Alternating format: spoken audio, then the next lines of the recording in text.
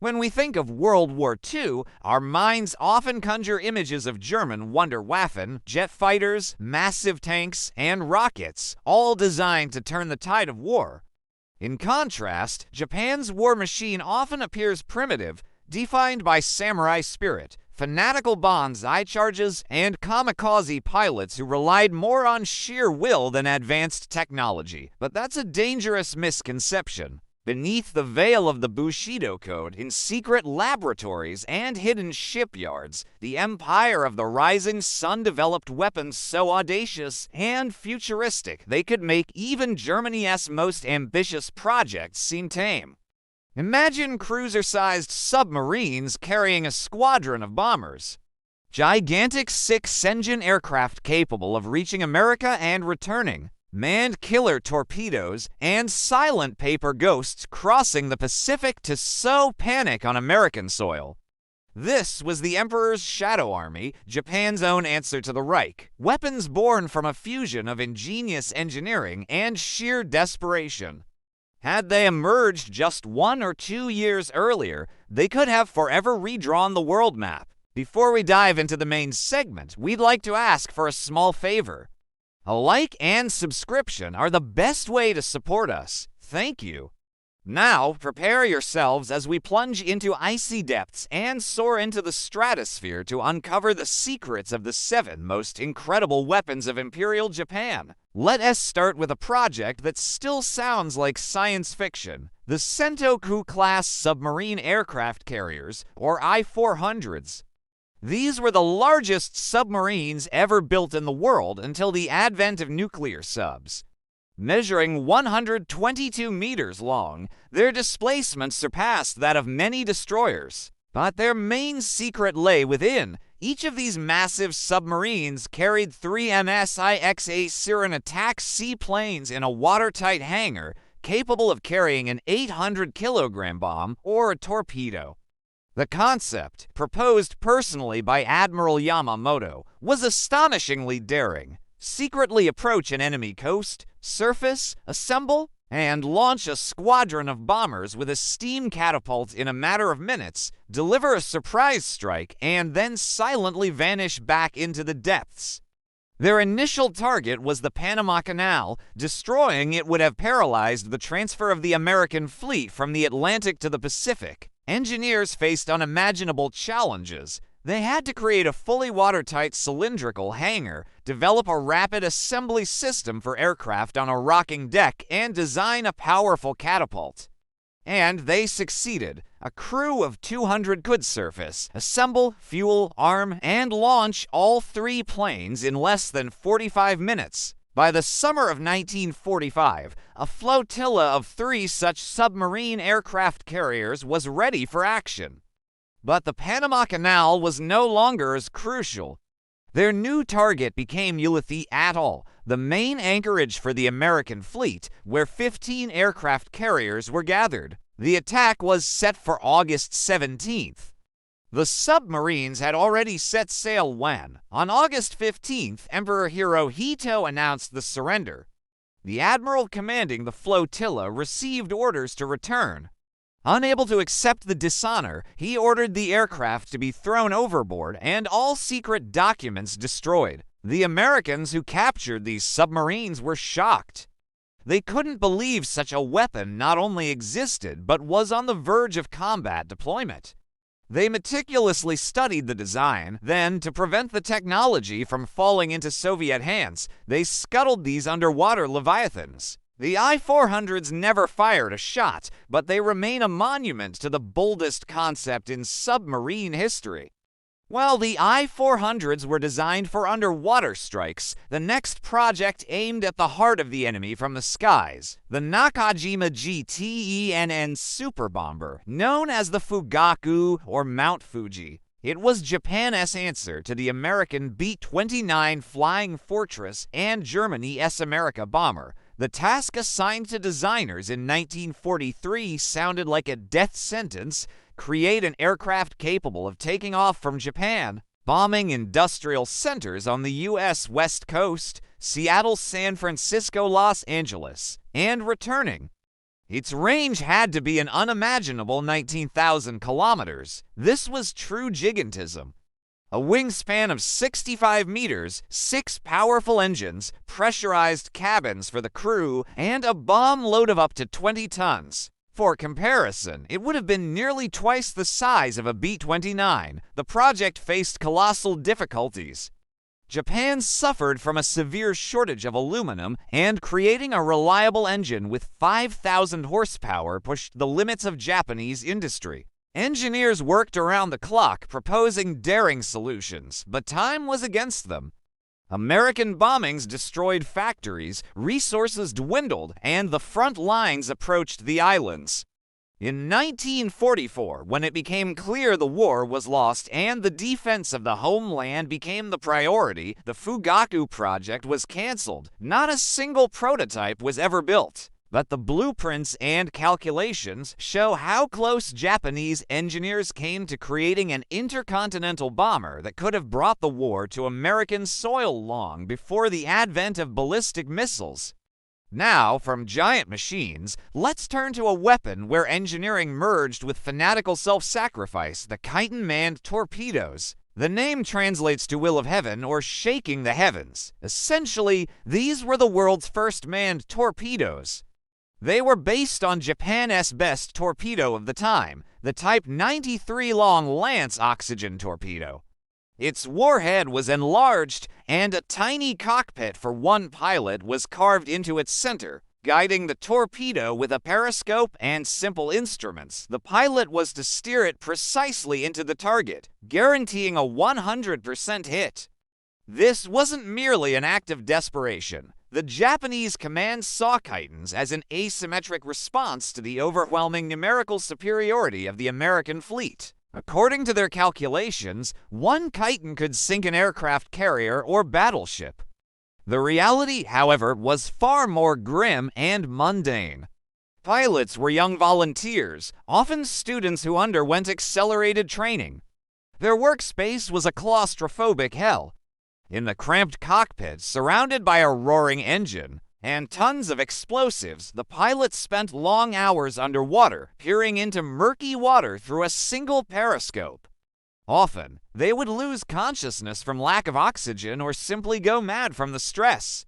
Kaitens were delivered to their targets aboard submarines, but their combat effectiveness proved dishearteningly low. Of the hundreds of torpedoes launched, only a few managed to hit their targets, sinking just a couple of destroyers and tankers. Most pilots died in vain, due to technical malfunctions, navigation errors, or by being destroyed by depth charges along with their mothership. The Kaiten became a grim symbol of how a desperate nation turned its best sons into living projectiles. If the Kaiten was an underwater kamikaze, it had an airborne sibling, the Yokosuka MXY-7 Oka rocket-powered glider bomb, meaning cherry blossom. The Americans gave it another, more accurate nickname, the Baka bomb, from the Japanese word for fool or idiot. It was one of the most terrifying and, at the same time, most hopeless weapons in history. The Yoka was a small wooden glider with a warhead weighing 1,200 kilograms, 3 solid-fuel rocket engines, and a cockpit for one pilot. It didn't even have landing gear, as landing was not an option.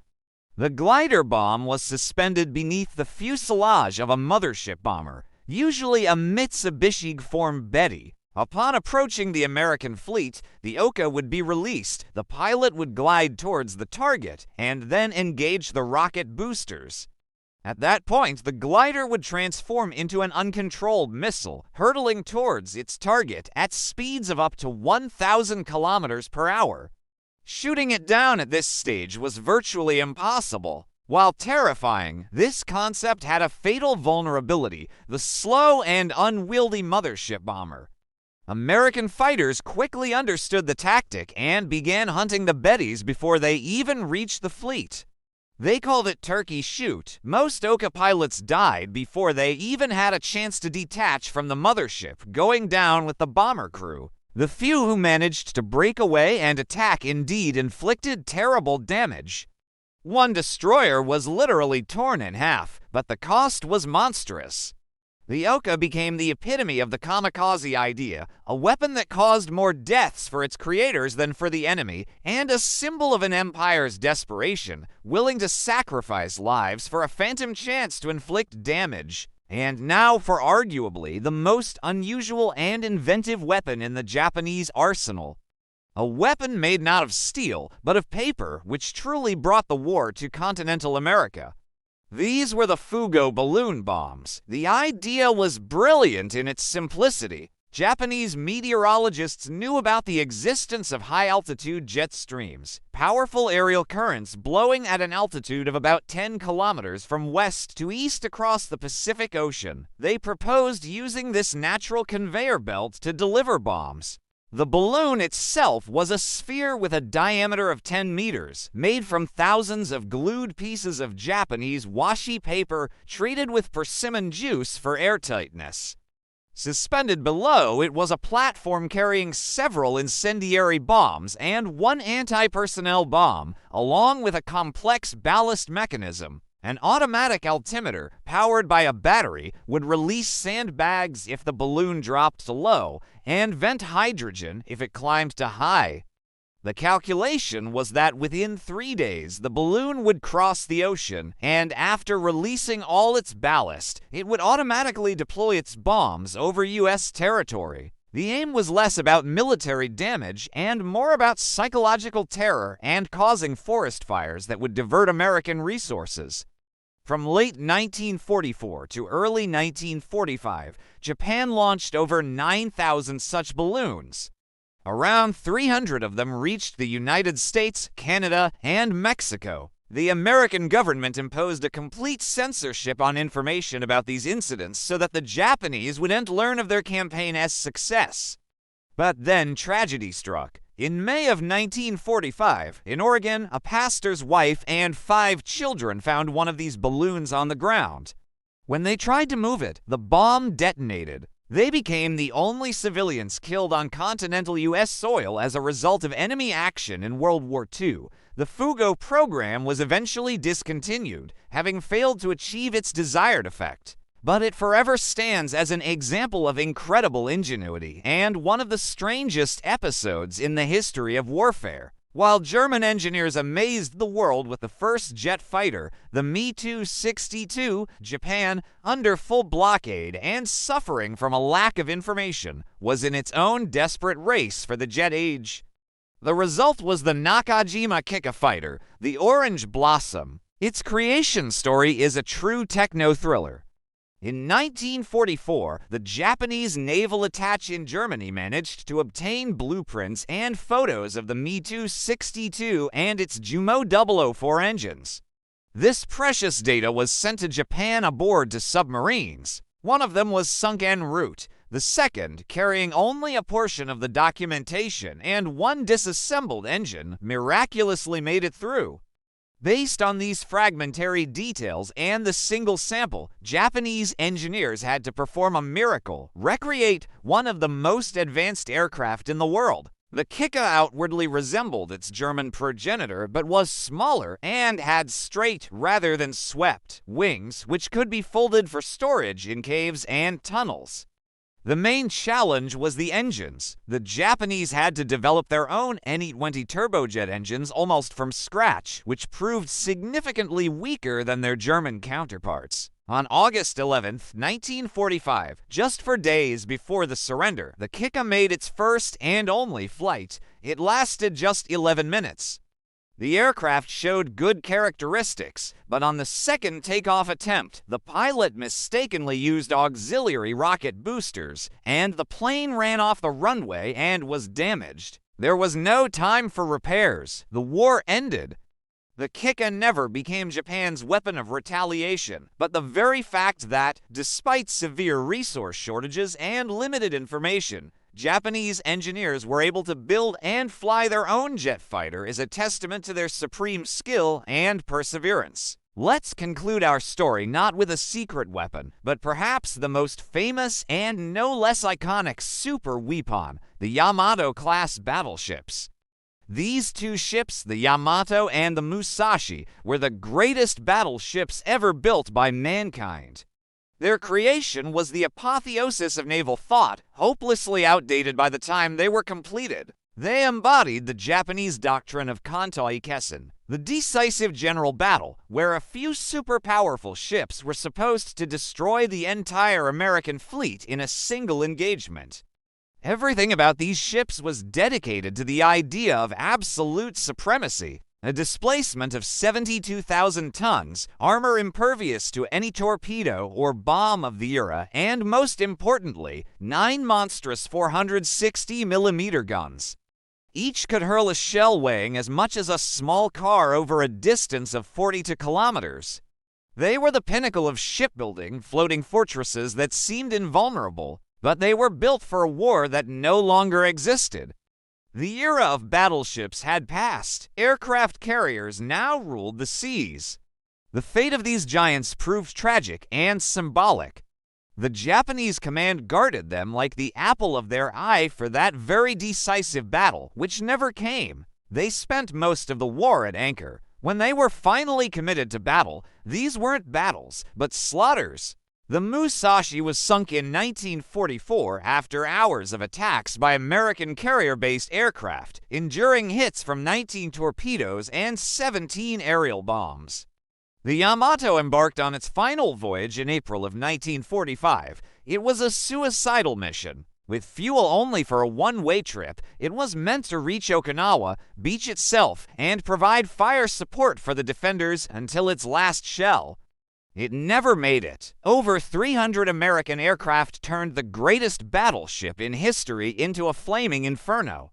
Its demise, claiming the lives of over 3,000 sailors, marked the end of the dreadnought era and symbolized the collapse of the entire Imperial Japanese military strategy, which had bet on gigantic but ultimately useless steel idols. Your support, the like, and subscription is incredibly important to us. And don't forget to hit that bell icon to stay updated on our latest news and never miss our new videos.